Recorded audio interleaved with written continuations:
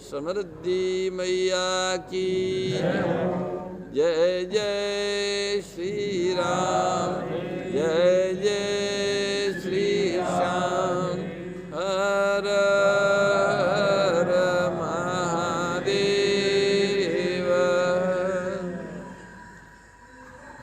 सर्वेश्वर सच्चिदानंद घन श्री गोपाल कृष्ण अंतर्यामी रूप से सभी के हृदय में विराजमान हैं। उनका पावन स्मरण करते हैं, उन्हीं की आराध्या उपास्या सेव्या पूज्या गो माता की वंदना करते हैं। आज मकर संक्रांति के इस देव पर्व पर गोधाम मातृ पथमेड़ा में उपस्थित सभी गौ सेवा प्रेमी सज्जनों, बंधुओं, माताओं, बालकों, हम सभी पुण्यात्मा हैं। भगवत कृपा से आज हमको मकर संक्रांति के दिन गोधाम पथमेड़ा के आनंदवन परिसर में उपस्थित रहने का अवसर मिला है। आज देश भर से गो भक्त, गो सेवा प्रेमी सज्जन भाई बहन इस समय गौ सेवा का संकल्प कर रहे हैं। जहाँ भी वो बैठे हैं, वहाँ जहाँ रह रहे वहाँ रहकर वे गौ माता के पूजा और सेवा का संकल्प कर रहे हैं। उनकी सूचनाएं निरंतर गोधाम मुख्यालय को प्राप्त हो रही हैं। ऐसे सारे गो भक्त जो धरती के गो भक्त हैं, गौ से प्रेम रखते हैं, उन सभी धर्मात्मा भाई बहनों को आज मकर संक्रांति के पावन पर्व का सादर सप्रेम राम राम। जय गौ माता, जय गोपाल। आदि शक्ति श्री सुरभि गौ माता एवं सद्गुरु परमात्मा से प्रार्थना है कि हम सभी को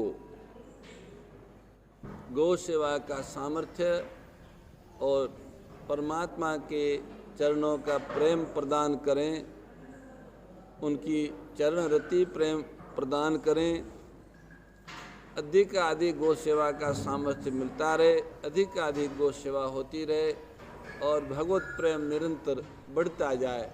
बस यही इस मकर संक्रांति के पावन पर्व पर प्रभु से प्रार्थना है। और सभी सहयोगी साथी धर्मात्मा भाइयों को बहनों को निवेदन है कि आज के इस मकर संक्रांति के देव दिवस पर सव्यम सत मार्ग पे चलने का, श्रेष्ठ मार्ग पे चलने का संकल्प धारण करें और विश्वास के साथ आगे बढ़े कि जो सत संकल्प होता है उसकी सिद्धि स्वयं परमात्मा ही करते हैं। हमको तो केवल धारण करना है। इस धरती पर सत संकल्प उसी को कहते हैं जिससे आत्माओं की सत्य से निकटता बढ़े, सत्य स्वरूप परमात्मा से निकटता बढ़े। उसी संकल्प को सत संकल्प कहते हैं। सत्य स्वरूप परमात्मा की ओर बढ़ने के लिए सभी मनुष्यों को और सभी देहधारी आत्माओं को सात्विक वातावरण की आवश्यकता है। सात्विक आहार और सात्विक वातावरण के बिना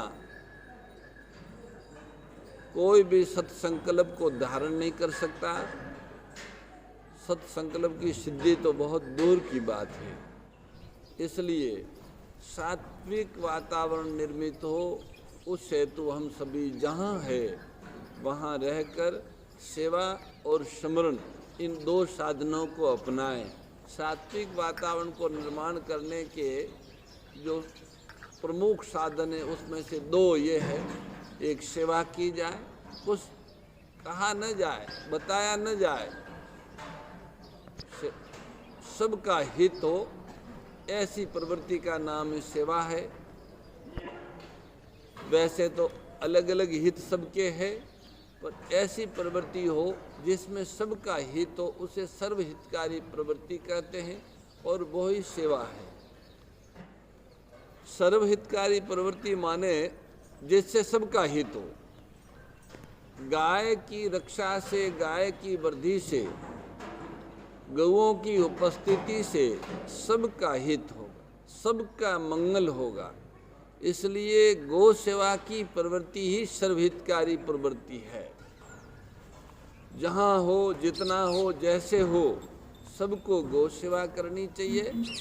अपने अपने कर्तव्य का पालन करते हुए गौ सेवा आत्मा के लिए उसको प्रधान स्थान देते हुए गौ सेवा करनी चाहिए। कर्तव्य पालन शरीर के लिए और गौ सेवा शरीर के लिए, आत्मा के लिए, स्मरण परमात्मा के लिए। वो उनको याद करते हैं तो वो प्रसन्न हो जाते हैं।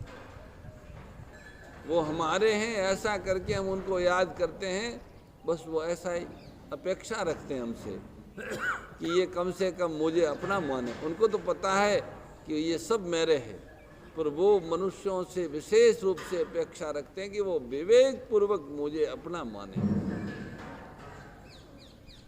वो मनुष्य सेवा के द्वारा जगत का भला कर सकता है, गौ माता की सेवा के द्वारा, और